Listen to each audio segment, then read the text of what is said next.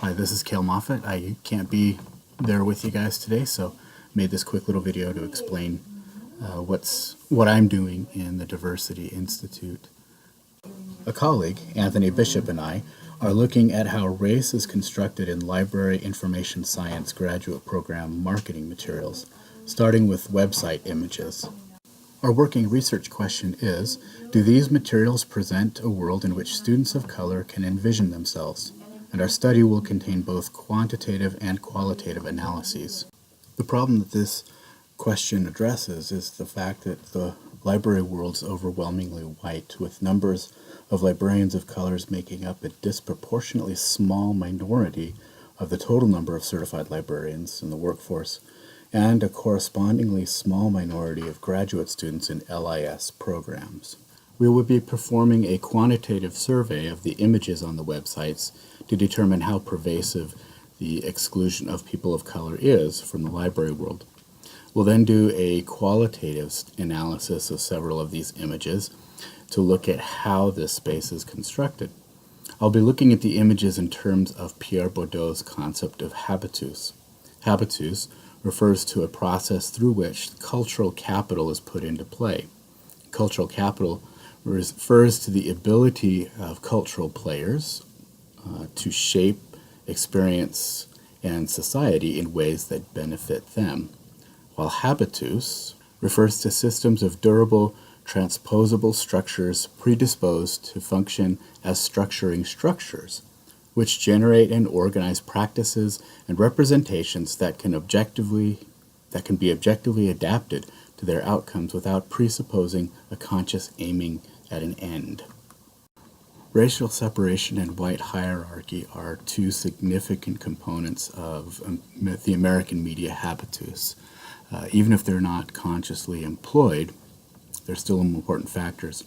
In this case, we'll be looking at how the habitus of racial consciousness organizes representation of white actors and non-white actors in different ways, and in ways that are usually favorable towards the habitus, or the construction of whiteness. I will use several tools and visual analysis to do basically a semiotic reading to express how these images project a sense of whiteness in a world in which students of color may not feel welcome. Here are a couple of example images from an LIS website. These images embody representational patterns that we find on many different LIS program websites. This image shows two white figures interacting, that is, visually integrated. The man here is in a position of authority. He is taller, in clear focus, and active in overseeing the activity, showing an item to the woman. From a visual rhetoric perspective, the shot is framed very deliberately, placing the pair in a privileged position, the left side of the frame, the upper left side of the frame. It employs a compositional technique called the rule of thirds, in which the image is divided by two vertical axes and two horizontal axes. The head of the man is placed at a particular point of interest, the upper left-hand intersection. This is again a position of privilege and power within the image. This figure is presented ambiguously.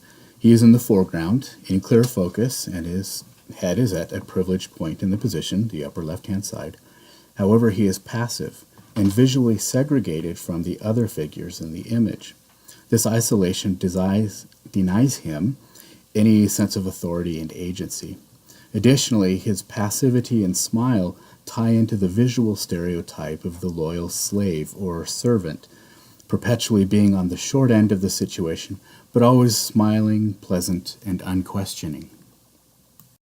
Participating in the Faculty Diversity Institute has given me a framework to talk about how these images construct race and reflect a habitus that relies on segregation. I can now talk about how the man in the first image is enacting an agent role. As a white male, he has higher cultural capital and is expected to act. The man in the second image is enacting a target role. As an African American man, he has lower cultural capital and is expected to be passive and or not challenge American racial scripts. I'm very grateful to John Hopkins, Teresa Winstead, and Olivia Archibald for accepting my proposal and allowing me to participate in this great program. Thank you. Take care.